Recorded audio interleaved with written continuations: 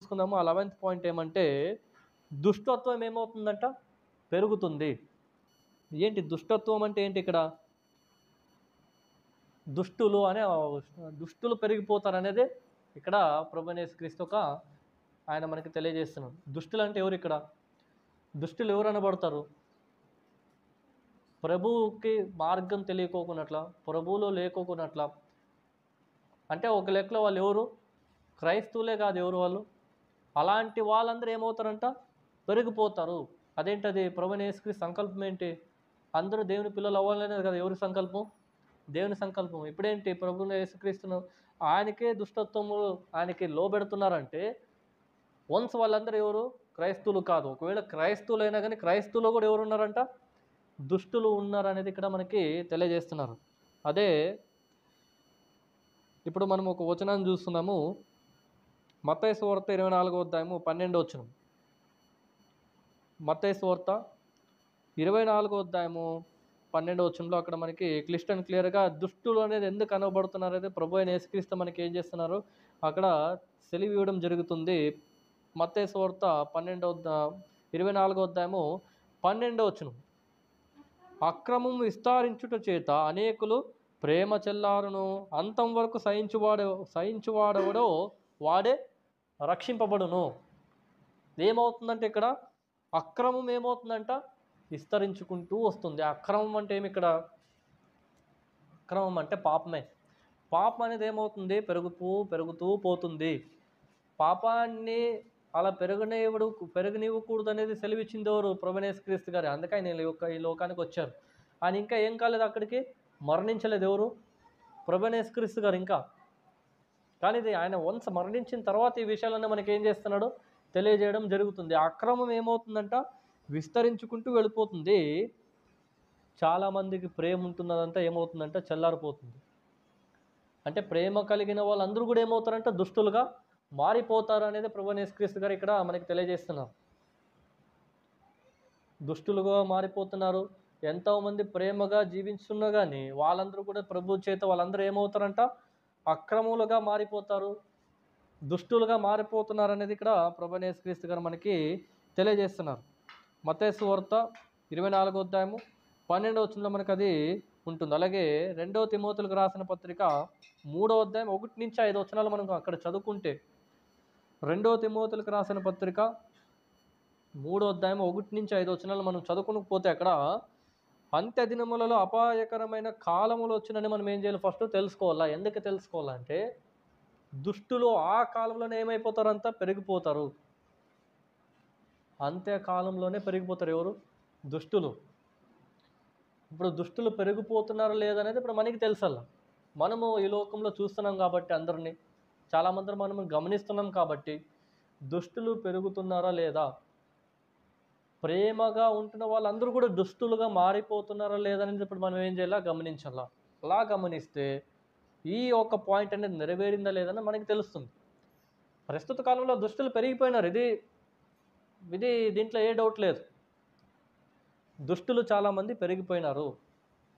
ఎలా పెరిగిపోయినారంటే ఆ దుష్టులే ప్రభువైన యేసుక్రీస్తుని దూషించడం జరుగుతుంది. ఆ దుష్టులే ప్రభువైన యేసుక్రీస్తుని దేవుడు కాదు అని అంటున్నారు.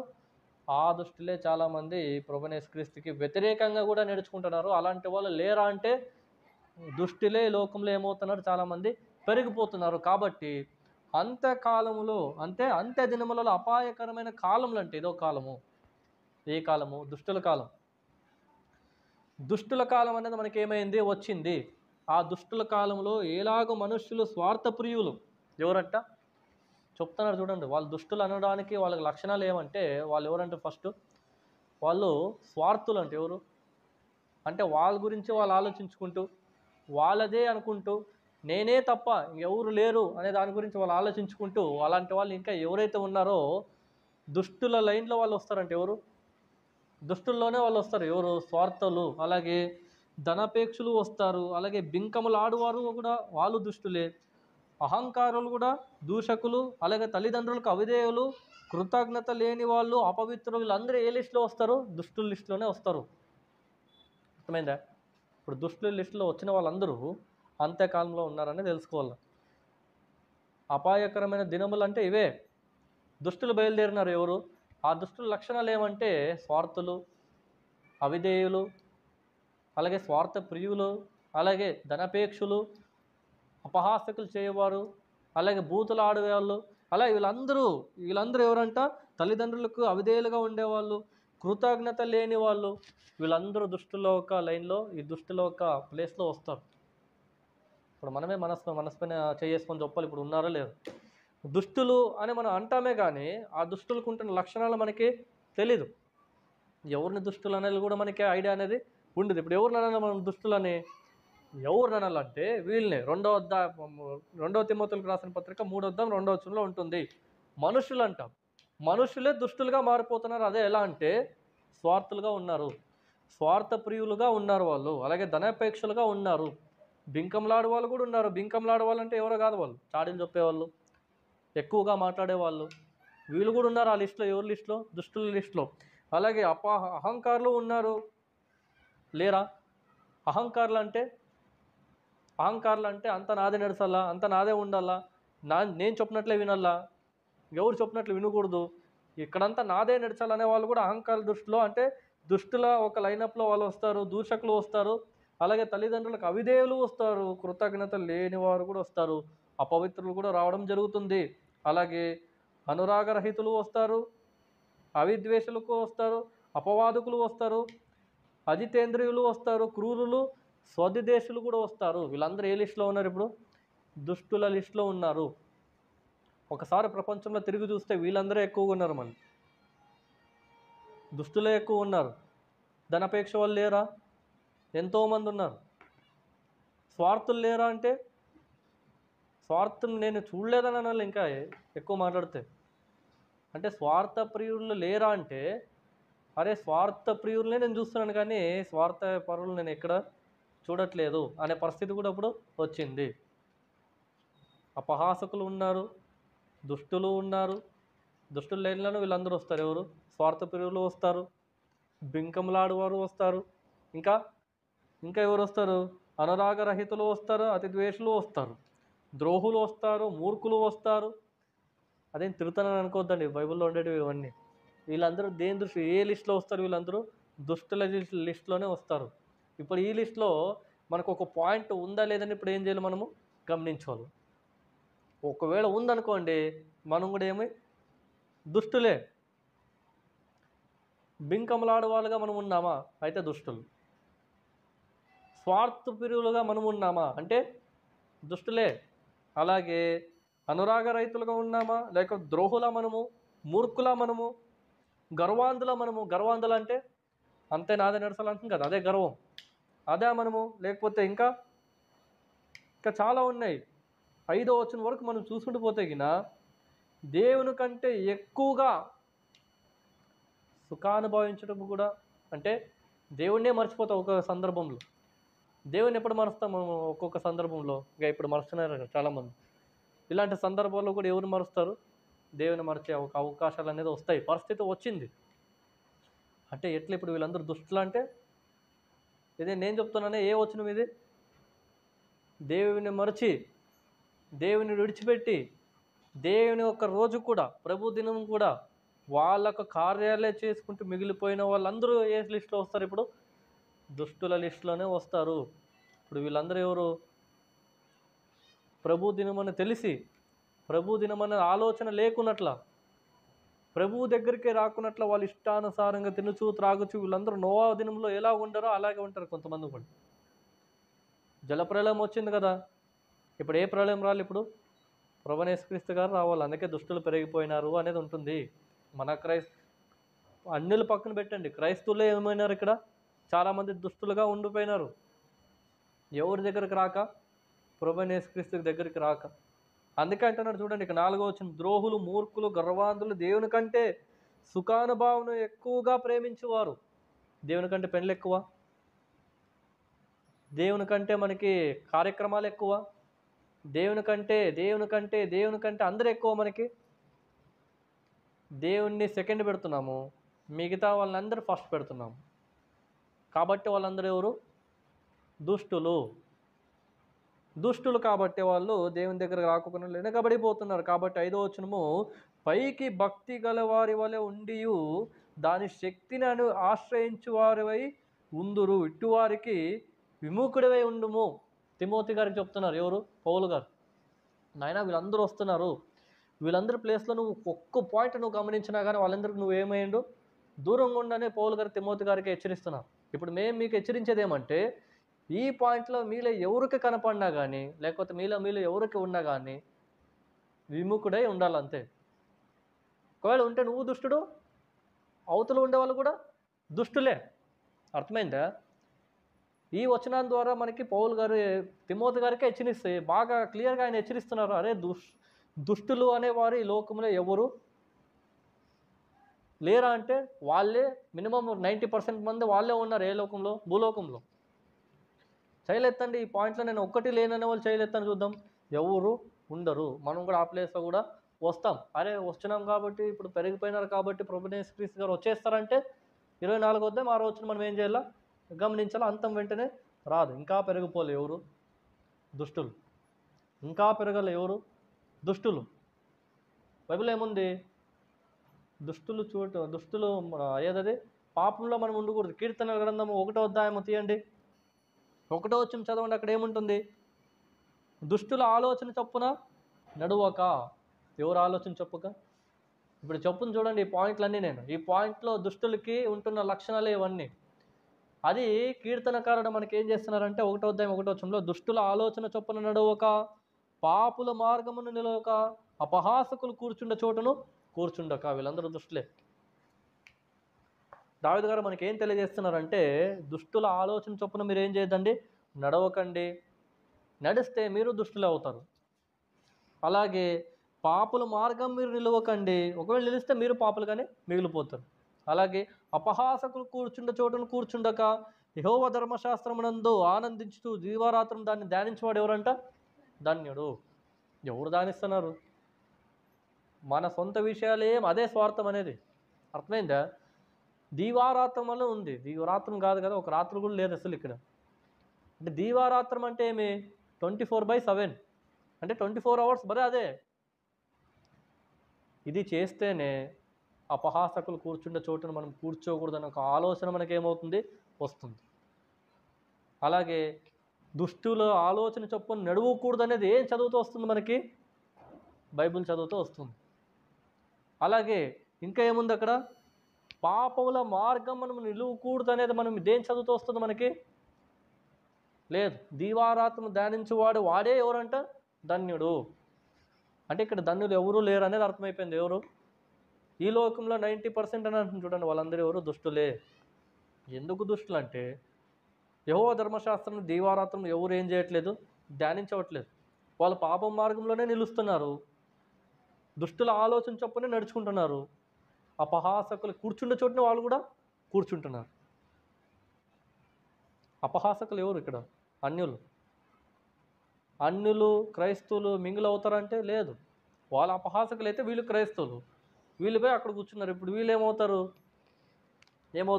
పరిశుద్ధులు అవుతారు. వీళ్ళు పరిశుద్ధులుగా అయిపోతారా? అన్యుల మార్గంలో మనము నడవకూడదు. అన్యుల ప్లేస్లో మనం ఏమి ఉండకూడదు. అన్యుల ఏదైతే అక్కడ నడుస్తున్నా ఆ కార్యక్రమంలో మన కాలు కూడా పెట్టకూడదు. క్రైస్తవులు ఇది మేము పాటించమంటాం ఈ విషయాన్ని. అంటే ఎక్కువ మాట్లాడుతూ, బంధువులు సార్ మళ్ళీ ఏం చేయాలా? పోవాలా? తప్పదు. బంధువులు సార్ మళ్ళీ ఏం చేయాలా? పోతే గిని తిడతారు. బంధువులు సార్ ఏం చేయాలా? లేకపోతే ఈడ్చుకొని కొడతారు మనల్ని ఎక్కడ రోడ్లో. దీవారాత్రం ధ్యానించి ఒక వాక్యం ఏమైపోయాయి? మళ్ళీ బంధువులు తెంచి దూరం అయిపోయినాయి. మీరు నమ్ముతారు లేదో, క్రైస్తవులకే అన్యులు ఎక్కువ ఉంటారు బంధువులు. మీకు తెలియదు. ఎందుకంటే మనం కూడా ఆ లైన్ నుంచి వచ్చిన వాళ్ళం కాబట్టి. మా ఫ్యామిలీలో లేరంటే అన్యులు, మా ఫ్యామిలీలో అన్యులే సగానికి సగం మంది ఉన్నారు. వాళ్ళొక ఒక్క కార్యక్రమంకి మేము పోం. తిట్టుకుంటారా? తిట్టుకొని. దూషిస్తారా? దూషిని. వీళ్ళు దూషించే కన్నా నన్ను తండ్రి దూషించకూడదని మనకి ఆ జ్ఞానం అనేది ఉంటే అపహాసకులు కూర్చుండే చోట మనము కూర్చోము. అంటే అపహాసకులు ఎవరంటే ఇక్కడ అన్యులే. వాళ్ళని అపహాసకులని వాళ్ళని పిలువబడతారు. కాబట్టి మనం అపహాసకులు కూర్చుండే చోటనే కూర్చుండుక అంటే కూర్చుంటున్నాం కాబట్టి దావీదు గారు మనకి తెలియజేస్తున్నారు. అరే కూర్చోద్దండి, కూర్చుంటే మీరు కూడా అపహాసకులు అవుతారు, మీరు అన్యులు అయిపోతారు. ఇప్పుడు ఎన్నో విషయాలు జరుగుతున్నాయి. ఇప్పుడే జరిగింది ఓ విషయము. అపహాసకులు కూర్చుండే చోటుగా నన్ను కూర్చొనే వస్తారు మళ్ళీ నెక్స్ట్ వీక్. ఎట్లే పరిస్థితి మళ్ళీ? దుష్టులు అంటే దుష్టులే. మొహం పీకి చెప్పకు కూడా దీనికి ఎలాంటి నిర్భయం అనేది లేదు. భయంతో చెప్పాల్సిన అవసరం లేదు. మీరు కూడా చెప్పొచ్చు ఈ విషయాలు. అపహాసకులు కూర్చుండే చోటు మీరు కూర్చుండి వచ్చినారు కాబట్టి మీరు కూడా అపహాసకులే. అన్యుల సహవాసంలో మీరు ఉన్నారు కాబట్టి మీరు కూడా అపహాసకులే. అన్యుల పెళ్ళిలో మీరు చెయ్యి వేశారు కాబట్టి మీరు కూడా ఎవరు? మీరు అపహాసకులే. అంత మొత్తుకుంటే ఇక్కడ బైబిల్ మనకి దివారాత్రులు దీన్ని ధ్యానించం కదా, అదో వచ్చింది మనకి సంగతి. మనం ఎందుకు దుష్టులుగా ఇక్కడ అవుతున్నామంటే మనం ఏమవట్లేదు. ఇక్కడ దావీదు గారు చెప్పినట్లు 2వ వచనంలో మనం యెహోవా ధర్మశాస్త్రం మనం ఏం చేయట్లేదు, వాక్యాన్ని మనం ఏం చేయట్లేదు. దీవారాత్రులు కాక అసలు ఏ రాత్రి మనం ఏం చేయట్లేదు, దీన్ని ధ్యానించడం లేదు. వన్స్ మీరు ధ్యానించండి, దుష్టులు ఎవరు, అపహాసకులు ఎవరు, పాపుల మార్గాలు ఎవరైతే ఉన్నారో వాళ్ళందరూ మనం గమనిస్తాం. దేన్ని ధ్యానిస్తే? దీన్ని ధ్యానిస్తే. సో దీన్ని ధ్యానించగలరు కాబట్టే ఈ లోకంలో 90% మంది దుష్టులుగానే ఏమవుతున్నారు, మిగిలిపోతున్నారు. కాబట్టి ప్రభువైన యేసుక్రీస్తు గారు దుష్టులు పెరిగిపోతున్నారు అనే దానికి రీజను ఇదే. అర్థమైందా? పాపులు కూర్చుండే చోటనే వాళ్ళు కూడా ఏమవుతున్నారు, కూర్చుంటున్నారు. అలాగే దుష్టుల ఆలోచన చొప్పున చాలామంది నడుచుకుంటున్నారు. దుష్టుల ఆలోచన ఏం చెప్తుంది కదా, స్వార్థప్రియులు, ధనపేక్షులు, అలాగే బింకమలాడు వాళ్ళు, వీళ్ళందరూ వాళ్ళే. మళ్ళీ వాళ్ళ ఆలోచన చొప్పున మనం నడుచుకుంటున్నామంటే మనం కూడా ఎవరు ఇప్పుడు? దుష్టులే. అపహాసకులు కూర్చుండే చోట కూర్చుంటున్నాం, మనము దుష్టులే. పాపుల మార్గాన్ని మనం తెలుసుకోవట్లేదు, ఆ మార్గంలోనే వెళ్తున్నాం కాబట్టి మనం కూడా దుష్టులే. సో ప్రభువైన యేసుక్రీస్తు గారు కాబట్టే మత్తయి సువార్త 24:12 అక్కడ ఉన్నారు. దుష్టులు ఏమైపోతారంట? పెరిగిపోతారు. ఇప్పుడు ఇవన్నీ చెప్పిన తర్వాత మీరే చెప్పండి, పెరిగిపోయినారో లేదా? ఎందుకంటే దుష్టులు అంటే మనకి ఫస్ట్ ఆఫ్ ఆల్ అప్పుడు ఈ వచనం చూపించిన తర్వాత మనకి దుష్టులు ఎవరో కూడా మనకి తెలియదు. ఇప్పుడు 2వ తిమోతిలో రాసిన పత్రిక 1వ అధ్యాయము 5 వచనాలు చదువుకుంటూ పోతే ఇప్పుడు దుష్టులు ఎవరు అనేది మనకి తెలిసిపోయింది. ఇప్పుడు ఎవరు దుష్టులు? దుష్టులు నాలో ఉండొచ్చు, దుష్టులు మీలో ఉండొచ్చు. ఈ దుష్టులందరూ పెరిగిపోయినారు కాబట్టి ప్రభువైన యేసుక్రీస్తు గారు త్వరలో రావచ్చు. ఎవరు చెప్తున్నారు? నేను చెప్తున్నానా? దుష్టులు పెరిగిపోతుందని ఎవరు? నేనా? ప్రభువైన యేసుక్రీస్తు గారు. ప్రభువైన యేసుక్రీస్తు గారు ఆయన తెలియజేస్తారు దుష్టులు పెరిగిపోతున్నారు అనేది. సో పెరిగిపోయినారు కాబట్టి 90% ఉంది, ఇంకా 99% అయిపోతే ఎవరు వస్తారు ఖచ్చితంగా? అదేంటి సార్ 100% ఉందంటే 100% ఎవరు అవ్వరు. ఎందుకంటే ఆ 100% 1% ఎవరు ఉంటారు? ఖచ్చితంగా క్రైస్తవులు అనే వాళ్ళు ఉంటారు. వాళ్ళు మాత్రమే రక్షింపబడాలా. కానీ ప్రభువైన యేసుక్రీస్తు దేవుని సంకల్పం ఏంటి? అందరూ రక్షింపబడాలనేది ఆయన కోరిక. కానీ దుష్టులుగా మిగిలిపోతున్నామే, ఇంకెలా రక్షింపబడతాం మళ్ళీ? సో కాబట్టి ఇది అవే పని కాదు. కాబట్టి దుష్టులు పెరిగిపోతారు అనేది ఎంత నిజమో ప్రభువైన యేసుక్రీస్తు గారు 2వ రాకడ కూడా ఉంటుందనేది కూడా అంతే నిజము. కాబట్టి ఆయన దుష్టులు పెరిగిపోతారు అనే ఈ విషయాన్ని మనకి ఏం చేశారైనా తెలియజేయడము జరిగింది. ఇప్పుడు ఈ 11వ ఒక పాయింట్ మనం గమనిస్తే, ఇప్పుడు ఇన్ని పాయింట్ల ద్వారా మనం దుష్టులు అని అనబడితే ఇప్పుడు ఆయన వస్తాడా లేదనేది ఇప్పుడు ఎవరిపైన డిపెండ్? ఇప్పుడు ఎవరిపైన డిపెండ్? ఇప్పుడు తండ్రి పైన డిపెండ్. కుమారుడా, భూలోకంలో దుష్టులు ఏమైపోయినారు? పెరిగిపోతున్నారు. నువ్వు పో అంటేనే ఎవరు వస్తారు? ఇప్పుడు ప్రభువైన యేసుక్రీస్తు గారు ఇప్పుడే వచ్చే కూడా రెడీ ఉన్నారు. ఎవరు పర్మిషన్ కావాలి దీనికి? ఇప్పుడు తండ్రి పర్మిషన్ ఉంటేనే ప్రభువైన యేసుక్రీస్తు గారు ఈ లోకానికి వచ్చే అవకాశం అనేది ఉంది. కాబట్టి తండ్రి ఇప్పుడు మన గురించి ఆలోచించాలి. ఎవరు? దేవుడే మన గురించి ఆలోచించాలి. దేవుడు మన గురించి వీళ్ళు దుష్టులు అనేది ఆయనకు వన్స్ కన్ఫర్మ్ చేసుకున్నాడు అనుకోండి, ప్రభువైన యేసుక్రీస్తుకి నెక్స్ట్ మినిట్ ఏం చేస్తాడు? ఆయన లోకానికి వెళ్ళని తెలియజేస్తాడు. ఎవరు? తండ్రి అనే దేవుడు. వన్స్ ఆయన వస్తే ఏమవుతుందో అంతం అనేది అవుతుంది. దుష్టుల ఆలోచన చొప్పున నడుచుకున్న వాళ్ళందరూ ఎక్కడ పోతారు? పరలోకానికి పోతారు. అంతే కదా? దుష్టుల ఆలోచన చొప్పున నడుచుకున్న వాళ్ళందరూ పరలోకానికి పోతారు. ఆ మార్గంలో నెలకొన్న వాళ్ళందరూ నరకానికి వెళ్తారు. దుష్టుల ఆలోచన చొప్పున నడుచుకున్న వాళ్ళందరూ నరకానికే వెళతారు. ఇప్పుడు మనం ఒక విషయాన్ని ఆలోచించాలి. ఒక విషయాన్ని ఏంటి? దుష్టుల ఆలోచన చొప్పున ఏవైతే ఉన్నాయో ఆ విషయాలన్నీ ఆలోచించాలి. 2 తిమోతికి రాసిన పత్రిక 1 అధ్యాయము 4 వచనంలో మనకు కనబడుతుంది. లేదా 2 వచనం నుంచే మనకు కనబడుతుంది.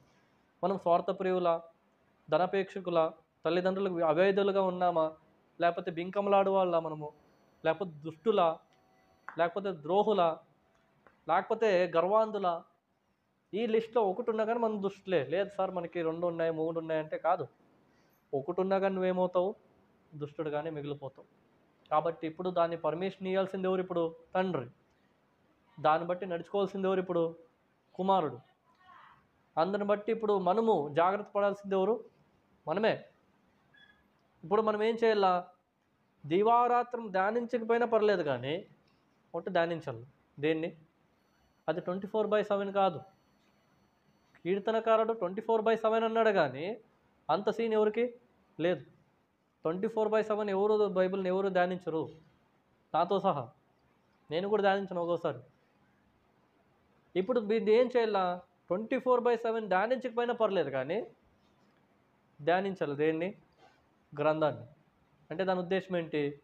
మన యొక్క జీవిత అవసరాల్లో, మన యొక్క ఈ జీవితంలో, అంటే ఈ దినంలో, ప్రత్యేకంగా ఈ ప్రభు దినమందు, లేకపోతే నెక్స్ట్ డే, కానీ మన ప్రతి ఒక్క పనిపాటుల్లో అయిన తర్వాత ఒక 5 నిమిషాల పాటు ఇవ్వలేమంటే ఇవ్వలేము. ఎక్కడుంది టైం ఇక్కడ? అందుకే కీర్తనకారుడు దీవారాత్రములు అని అన్నాడు అక్కడ. ఇప్పటికి ఆ సీన్ లేదు. దీవారాత్రము లేదు, రాత్రి లేదు, పగలు లేదు, పొద్దున లేదు, సాయంత్రం లేదు, ఎప్పుడూ లేదు, మధ్యాహ్నం కూడా లేదు. కనీసం 5 నిమిషాలు కేటాయించే ఒక సమయం కూడా మనతో లేదు. మళ్ళీ దుష్టులుగా కాక మీరు మళ్ళీ ఏమవుతారో? పరిశుద్ధులుగా అవుతారు. మళ్ళీ ఒక 5 నిమిషాల పాటు రోజుకి ఒక 5 నిమిషాలు కాకపోయినా ఒక 2 నిమిషాలు కూడా దేవునికి మనం సమయం ఇవ్వకపోతున్నాం కాబట్టి దుష్టులుగా మనం మిగిలిపోతాం. అంతేగాని పరిశుద్ధులుగా మనం ఎప్పటికీ మిగిలిపోలేం. అందరిని బట్టే ప్రభువైన యేసుక్రీస్తు గారు 24వ అధ్యాయం 12వ వచనంలో వీళ్ళు వస్తారు, వీళ్ళు వస్తే నేను వస్తానని అంటున్నాడు. ఎవరు వీళ్ళు వస్తారనేది ఎవరికి తెలియాలి? ఫస్ట్ తండ్రికి తెలియాలి. తండ్రికి తెలిసిపోయింది ఆల్రెడీ ఉన్నారని. ఎందుకంటే నా గ్రంథాన్ని ఎవరు ఏం చేయట్లేదు? ధ్యానించట్లేదు. కాబట్టి వీళ్ళందరూ ఎవరు? దుష్టులు. సో దుష్టులు పెరిగిపోతారు అని తెలిసిపోతే తండ్రికి వన్స్ ప్రభువైన యేసుక్రీస్తు గారిని ఈ లోకానికి ఆయన పంపిస్తాడు. అప్పుడు అంతం అనేది ఏమవుతుంది? వచ్చేస్తుంది. ఇప్పుడు మనం జాగ్రత్త పడాలని మరి ఈ విషయాలు మనం హెచ్చరించుకుంటున్నామా? లేదా ఆయన వచ్చేస్తాడనేది ఇప్పుడు నేను చెప్పేస్తున్నాను. ఏది? జాగ్రత్త పడాలనే విషయాల ద్వారానే ఈ విషయాన్ని మనకి తెలియజేస్తున్నాను. ఎవరు వస్తారని? ప్రభువైన యేసుక్రీస్తు గారు ఆయన వస్తారు అతి త్వరలో అని. కాబట్టి 11వ ఒక పాయింట్ కూడా నెరవేరిందా లేదని ఇప్పుడు ఎవరు తెలియజేయాలి? ఇప్పుడు మీరే చెప్పాలి. 11ది ఈ 10 దానికని ఇదే ఎక్కువ నెరవేరుతుంది. ఏది? 11th పాయింట్ అనేది. అంతకుముందు ఎన్ని చూసుకున్నాం మనము? 10 చూసుకున్నాం. ఆ 10 దాంట్లో జరుగుతున్నాయి కానీ ఈ 11ది ఇంకా జరుగుతుంది, ఇంకా బాగా జరుగుతుంది. కాబట్టి ప్రభువైన యేసుక్రీస్తు గారు వస్తారా లేదనేది ఇప్పుడు ఎవరిపైన డిపెండ్? తండ్రి పైన డిపెండ్. జాగ్రత్త పడాలా లేదనేది ఎవరిపైన డిపెండ్? ఇప్పుడు మన పైన డిపెండ్. సో దుష్టులు పెరిగిపోతున్నారు. అలాగే ఇంకోటి 12వ పాయింట్ మనం చూసుకుందాం. 12వ పాయింట్ వచ్చేసి క్రైస్తవుల్ని ఏం చేస్తారంట? హింసిస్తారు. ఎవరిని? క్రైస్తవుల్ని. అదేంటది?